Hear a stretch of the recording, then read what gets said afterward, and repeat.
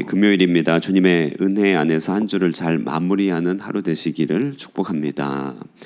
우리는 일생 동안 여러 관계를 맺으면서 살아가지요. 부자 관계, 부부 관계, 친구 관계, 노사 관계 등등 각각의 관계들은 저마다 핵심이 있습니다. 그래서 유교에서는 그 핵심을 오륜으로 정리하기도 하였죠. 군신 관계는 의가 있어야 되고, 부자 관계는 친이 있어야 되고, 이렇게 핵심적으로 관계의 포인트를 정리한 적이 있습니다. 살면서 우리가 이렇게 많은 관계를 맺어가는데요, 복음이 전해지면서 우리에게는 이전에 없었던 관계가 형성됩니다. 그것은 복음의 일꾼과 맺는 관계입니다. 복음의 일꾼과 맺는 관계, 이것을 복음 사역자와의 관계라고 합니다. 이 관계가 독특한 것은요, 이들 복음의 일꾼은 지극히 연약한 똑같은 사람이지만 이들 일꾼을 통하여 하나님의 복음이 전파되는 그들이 통로가 되기 때문에 매우 특별하고 독특한 관계라고 할 수 있습니다. 이는 우리가 복음 안에서 맺는 하나님과의 관계의 질, 하나님과의 관계의 성숙은 복음 사역자와의 관계가 어떤가와 항상 밀접한 관련이 있다는 것을 말하고 있습니다. 생각해 보면요, 개인적인 차원에서도 신앙의 의미와 재미를 얻게 되는 그 지점이 어디냐면요, 복음 사역자와의 관계이죠. 교회적으로도 여러 가지 핵심적인 어떤 행복 또 불행, 그것들도 다 사역자와의 관계 속에서 결정이 된다는 것을 우리가 경험적으로나 또 이야기로나 여러 가지로 알 수 있습니다. 이런 의미에서 우리 신앙인들이 종종 놓칠 수 있는 것이 있는데요, 신앙의 발달에 있어서, 신앙의 좋고 나쁨에 있어서 꼭 이해하고 정립해야 될 것이 있다면 그것은 바로 사역자관이라고 하는 것입니다. 사역자는 그 누구인가? 성경적인 신앙을 가지면 하나씩 정립되는 관점이 있죠. 결혼관, 국가관, 성경관, 가정관, 교회관, 이렇게 어떤 관점이 정립이 되는 과정을 우리는 신앙 성숙이라고 합니다. 신앙이 성숙한 자, 그렇지 않은 자의 현저한 차이는 세상을 바라보는 관점의 차이라고 할 수 있겠죠. 근데 여기서 빠져서는 안 되는 부분이 사역자관이라고 하는 것이죠. 사역자관. 사역자를 어떤 존재로 보는가? 사역자는 구제의 대상인가? 사역자는 좋은 친구인가? 사역자는 하나님의 대리자인가? 이것에 대한 대답에 따라서 우리 신앙은요, 샤머니즘도 될 수 있고 그냥 사람의 친교 집단도 될 수 있고 바람직하게는 사도성을 가진 공동체도 될 수 있다는 것입니다. 이렇게 올바른 사역자관을 갖는 것이 삼중으로 중요한데요, 일단은 사역자 스스로가 어떻게 단련하고 세워져 가야 하는지에 대한 그림이 되기 때문에 사역자 스스로에게 아주 중요합니다. 두 번째는 사역자와 관계를 맺는 성도에게 중요합니다. 왜냐하면 이 관계에서 복음의 유익이 무수하게 흘러나오기 때문에 그렇습니다. 세 번째는 교회 전체에게도 이 사역자관을 정립하는 게 중요한데, 왜냐하면 교회는 서로가 서로에게, 성도가 성도에게, 또 교회가 세상에 대해서 사역자로서 위치하기 때문에 그렇습니다. 그래서 사역자관을 얻는 것은 굉장히 중요하다. 이것이 얼마나 중요한 주제인지요, 여러분, 바울은 고린도후서 전체를 통하여서 바로 이 주제 하나를 다루고 있습니다. 사역자의 원형인 사도, 곧 자신이 어떻게 하나님의 사도인지 바울이 그것을 고린도후서 전체를 통해서 얘기하고 있고요. 또 고린도 교회는 사도인 바울 자신을 어떻게 이해하고 받아들여야 되는지를 계속 설명하고 있습니다. 이렇게 성경적 의미에서의 사역자관, 이것이 고린도후서 전체를 해석하는, 이해하는 핵심 열쇠가 된다는 것이죠. 이런 서론을 염두에 두고 본문을 하나씩 이해해가면서 기도 제목과 적용점들을 하나씩 생각해 보도록 하겠습니다. 먼저요, 사역자와 성도와의 관계는 종말의 자랑이 되는 관계다. 종말의 자랑이 되는 관계다. 그래야만 한다 얘기하고 있습니다. 14절 말씀 보시면요, 한번 읽어볼까요? 14절 함께 읽겠습니다. 시작. 너희가 우리를 부분적으로 알았으나 우리 주 예수의 날에는 너희가 우리의 자랑이 되고 우리가 너희의 자랑이 되는 그것이라. 여기 우리 주 예수의 날이라고 하는 것은 종말의 날, 끝날을 말하죠. 그날 사역자와 성도는 어떤 사이가 되어야 한다는 말입니까? 바로 서로가 서로에게 자랑으로 나타나는 사이가 되어야만 합니다. 자, 여기서 사역자와 맺는 관계에 아주 특별함이 있죠. 사역자는 오늘 본문 12절처럼요, 성도들에 대하여 하나님의 거룩함과 진실함으로 행할 의무와 책무가 있습니다. 왜냐하면 그가 맡은 것이 하나님의 복음이기 때문에 그렇죠. 하나님의 복음, 하늘의 것을 갖고 있기 때문에 그렇습니다. 성도들도 이것을 잘 알아야 됩니다. 마지막 날 심판 때에는요, 상상해 보기를요, 사역자와 성도가 서로가 서로를 자랑하고 기뻐하는 한 그룹의 만남들과 그렇지 않은 만남들이 있겠죠. 굳이 구체적으로 얘기할 필요는 없을 것입니다. 성경에 기록된 복음과 하나님의 뜻을 충실하게 전하여 준 사역자들에 대한 성도의 감사와 또 그 복음을 듣고 충실하게 반응해 준 성도들에 대한 사역자의 감사가 서로가 서로의 자랑이 되는 장면이 연출되는 뜻깊고 감동적인 재회가 마지막 날에 있을 것입니다. 이것을 우리가 기대하고 소망하는 것, 이것이 신앙의 중요한 목표라고 한다는 것입니다. 지난 수요 예배 때도 잠시 나누었지만요, 제가 최근에 김영복 목사님이라고 그분이 지은 장례 설교집 사람은 가도 사랑은 남는다, 이 책을 읽었는데, 이 책은 장례 설교집이에요. 이분이요, 책을 읽으면서 이제 깨닫게 된 건 뭐냐면요, 목양이라고 하는 것, 물론 알고 있었지만 와닿았습니다. 목양이라고 하는 것, 교우 관계라고 하는 것이요, 생각해 볼까요? 그것은 본질이 무엇일까요? 본질은 참으로 마지막 날의 자리에서 서로를 지켜봐주는 그런 관계들입니다. 교민사회는 장례 예배를 드릴 일이 희귀한데 목양 관계, 교우 관계, 그것은 한 성도가 마지막 날 하나님 앞에 담대히 설 수 있도록, 그날의 신앙 여정의 하이라이트가 되도록, 그죠? 하이라이트가 되도록 끊임없이 돕고 인도하고 곁에 있어주고 개입해주고, 그런 것이 바로 신앙이죠. 오늘 비슷한 이야기를 바울이 하고 있습니다. 마지막 날의 자랑이 되는 그것이라고 표현하고 있습니다. 참으로 그렇습니다. 마지막 날, 주 예수의 날, 그날이 되면요, 어떤 관계도, 세상에 어떤 관계도 사역자와 성도와의 관계 같은 관계가 없습니다. 부부 사이의 관계, 사업과의 관계, 심지어는 국가와 정부와의 관계에서도 사역자와의 관계 같지는 않을 것입니다. 왜냐하면요, 그 관계는 심판날 앞에서 복음을 사이에 두고 서로가 서로에게 책임을 지는 관계가 되기 때문에 그렇습니다. 사역자의 관계는 인간적으로 가깝기도 하고 혹 멀 수도 있겠지만, 그러나 이런 인간적인 원근보다 더 중요한 것이 복음을 사이에 두고 그 복음에 대해서 서로가 책임을 다 하는 것, 여기에 우리 신앙생활의 핵심이 있습니다. 복음을 맡은 자는 그것을 목숨을 다해서 처음부터 끝까지 최선을 다하여 충실하게 전달하는 것, 이것이 사역자고요.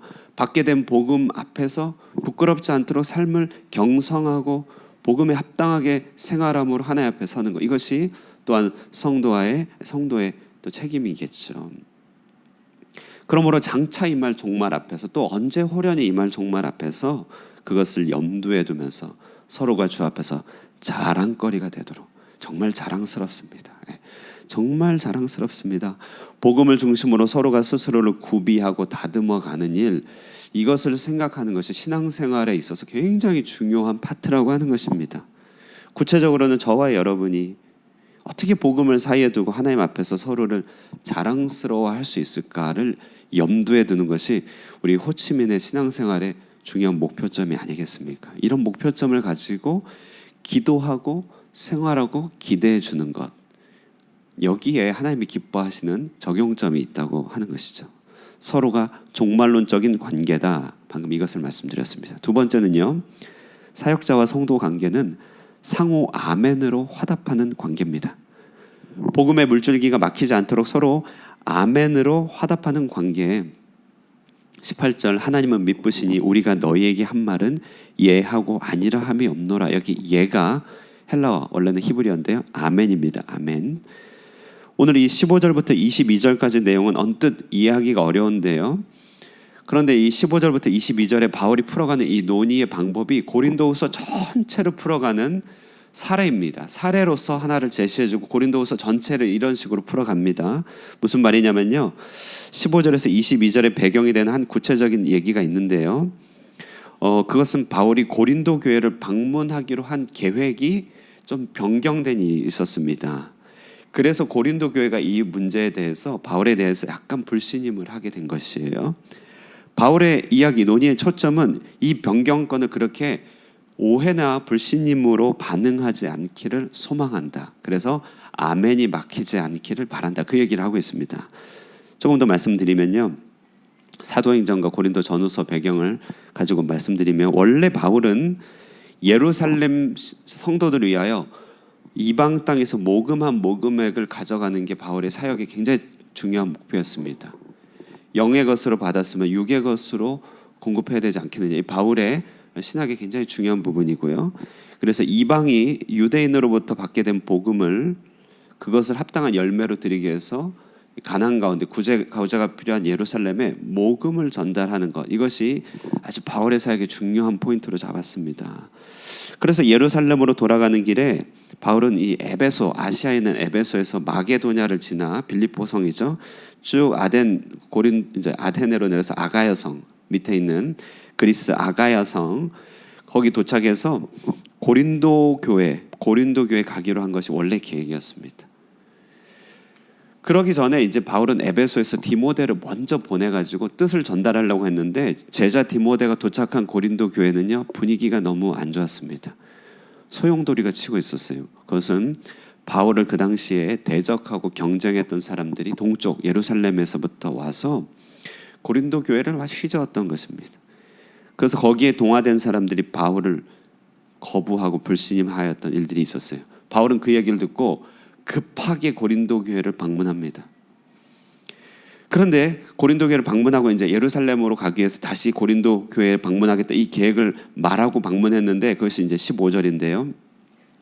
바울의 방문은 그 자신에 대한 노골적인 반대를 부딪혔습니다. 아주 큰 눌림을 당했습니다. 괄시를 받았습니다. 바울은 정말 어찌 보면 수치와 면박을 당하게 되었어요. 바울은 분노했겠죠. 그리고 사도적 권위로 대응하고 보복할 수도 있었습니다. 그러나 내일 본문 23절과 24절의 말과 같이 긍휼을 베풀기 위하여 수치 가운데서 철수합니다. 최선을 다, 그것이 최선이라 결정하고요, 정말 힘들게 마음을 가다듬고 기도하면서 이제 소위 눈물의 서신이라고 목숨을 걸고, 이제 이 서신 받고 이제 관계 끝인지 아닌지 이제 결판 낼 거다, 이렇게 편지를 써서요, 눈물의 서신으로. 근데 그 서신은 없어졌어요. 그 눈물의 편지를 써서 회개를 요청하였던 편지를 디도의 편에 보내준 것입니다. 그런데 이런 방문 계획 변경에 대해서 고린도 교회 안에 바울에 대한 불신과 오해가 이제 있었던 것이죠. 물론 그 편지를 받고 고린도 교회 전체가 깨닫고 회개하였습니다. 그래서 그 소식을 디도의 편에서 바울에게 전달될 때 그것이 위로가 되어갖고 고린도 후서를 작성하게 되었고, 큰 기쁨 가운데서 쓰긴 했는데 여전히 남아있던 그런 오해들이 있었습니다. 17절처럼 바울은 경솔한 사람이다라는 평가가 주어졌던 것이죠. 쉽게 말해 고린도 교인들이 바울에 대해서 아멘으로 화답하는 것에 마음의 문이 닫혔던 것이죠. 바울은 이 문제를 다루면서 자신의 상황을 일일이 설명하기보다, 내가 직접 가는 것보다 편지가 훨씬 낫고 이것이 내 전체 전략이고 하나님의 계획에 부합하다, 이렇게 일일이 설명하기보다요, 당장은 다 이해하기 못해도 서로를 향한 아멘이 막혀서는 안 될 것임을 원론적으로 얘기해주고 있습니다. 왜냐하면요, 복음 사역자와의 이 아멘은 오늘 본문의 논의입니다. 그리스도의 아멘과 관련이 있고, 그리스도의 아멘은 하나님의 약속의 아멘과 관련이 있고, 하나님의 약속의 아멘은 성령의 역사와 관련이 다 있다는 것이죠. 그래서 바울도 자신이 고린도 교회를 향하여 한 번도 아멘을 닫은 적이 없다. 그래서 내가 어찌 예 하고 아니요 하겠냐, 겉으로는 예 하고 아멘하고 속으로는 아유 안 되겠어, 이런 생각을 언제 했겠느냐, 그런 경솔함이 내게 있었겠느냐, 그렇게 얘기하는 것입니다. 그러면서 19절에 하나님의 아들 그리스도도 우리에 대해서 아멘 하시는 분이지 우리에 대해서 아니요 하는 분이냐 이렇게 얘기합니다. 우리도 그렇다. 하나님의 약속이 그리스도 안에서 또 아멘이 되지 않느냐? 우리도 그렇다. 그러므로 고린도 성도들을 향한 당장의 계획 변경에 대해서 아멘을 닫기보다 아멘을 유지해라. 다 뜻이 있다. 이렇게 얘기하는 것이죠. 자, 여기에서 알 수 있는 것은요. 성도와 사역자 간의 상호 아멘을 위한 부단한 상호 기도와 내적인 노력이 필요하다는 것이죠. 사역자와 성도, 바울과 고린도 교회는 그들의 성장 배경도 신학 배경도 많은 것들이 달랐습니다. 생각하는 방식도 달랐고 고린도 교회는 그리스 사람이었고 사도 바울은 유대인이었죠. 워낙 많이 달랐던 이들 사이의 관점과 차이가 존재하기 때문에 그것을 맞추기 위해서는 아까 말씀드렸듯이 종말의 지향점이 필요한 것이고 또 하나는요 서로를 아멘으로 받기 위한 부단한 믿음이 필요한 것입니다. 그래서요 사역자는요 항상 기도 가운데 성도를 먼저 만나는 것이죠. 성도도 마찬가지인 것 같습니다. 우리는 서로를 물리적으로 만나기 전에 기도로 서로를 만나야 되는 존재다. 꼭 사역자와 성도뿐만이 아니죠. 성도와 성도 역시도 서로를 육신적으로 만나기 이전에 기도로 먼저 만나야만 되는 존재가 있다면 그것은 바로 교우 관계일 것입니다. 이런 관계들이 서로 아멘으로 열려지게 될 때 오게 되는 풍성한 축복은 이루 말할 수 없습니다. 그러나 아멘이 닫혀지게 되면 거기에서 많은 영적인 눌림과 방황들이 있게 되는 것이죠. 오늘 그것을 얘기하고 있습니다. 고린도후서 전체의 이야기를 하면서 고린도후서는 사역자관을 얘기하고 있습니다. 무엇보다도 사역자 자신에게 중요한 부분이고 이 관계가 어떻게 복음의 통로가 되는지 그리고 성도 자신에게도 세상을 향한 사역자로 살아가는 길에 대해서 얘기하고 있습니다. 이들은 서로 종말의 자랑이 되는 관계가 되어야 된다고 했죠. 서로 아멘이 막히면 안 되는 것입니다. 이를 위해서 교우 서로 또 성도와 사역자는 서로를 위하여 부단히 기도해 주면서 하나님 앞에 서로를 기대해 주는 그와 같은 상호 경주를 끊이지 않아야 될 것입니다. 이 같은 상호 사랑 가운데서 하나님의 역사가 능력 있게 나타나게 될 줄로 확신하는 것입니다. 이 같은 기도가 우리 하늘꿈교회에 풍성하게 있게 되기를 주님의 이름으로 축원드립니다. 기도하겠습니다. 하나님 아버지 주님의 지혜를 찬양합니다. 우리 하나님의 복음이 우리에게 전달될 때 하나님 우리가 천사가 우리에게 전달해 주는 것이 아니요 하나님이 직접 우리에게 전달하는 것이 아니라 사람 사역자를 통하여 사람과 사람과의 관계를 통하여 하나님의 역사가 전달되도록 한 이 하나님의 오묘한 뜻을 생각해 보게 됩니다. 우리 주님도 육신으로 오셔서 많은 이들이 주님을 알아보지 못하였지만 그러나 믿음으로 반응하여 주님을 그리스도로 믿는 모든 자에게 하나님의 구원의 능력을 베풀어 주셨듯이 이 땅 가운데서 사람 교회, 사람 사역자, 사람과 사람이 전하는 복음을 통하여 하나님의 능력을 경험하도록 하셨사오니 주님이여 우리에게 믿음을 더하여 주시고 주님의 뜻을 분별하여 연약함 가운데서 일하시는 하나님의 역사를 늘 바라볼 수 있게 하여 주시옵소서. 이를 위하여 서로가 서로를 종말의 자랑이 되도록 기대하며 기도하게 하여 주시고 아멘으로 서로를 화답하며 하나님께 영광을 올려드려 복음의 역사가 조금도 막히지 않는 교회가 될 수 있도록 항상 보호하시고 축복하여 주시옵소서. 이 아침의 기도 가운데서도 이 같은 서로를 향한 축복과 교우들을 향한 하나님 기도 안에서의 신방과 만남에 있기를 원합니다. 기도 가운데 역사하여 주셔서 서로를 위한 기도 가운데 하나님께서 능력을 베풀어 주시옵소서. 오늘 하루를 주님 앞에 온전히 의탁드립니다. 각각의 삶들 가운데 하나님의 동행하심과 함께해 주심을 간절히 바라옵고 살아계신 예수님의 이름으로 기도드리옵나이다. 아멘. 예, 말씀을 묵상하시면서 기도하시고 주말입니다. 우리 성도님들 한 주를 잘 마무리할 수 있도록 기도해 주시고 개인의 기도 제목들 또 병약한 부분을 넣고 기도하면서 하나님의 능력을 구하면서 기도하도록 하겠습니다. 기도하시겠습니다.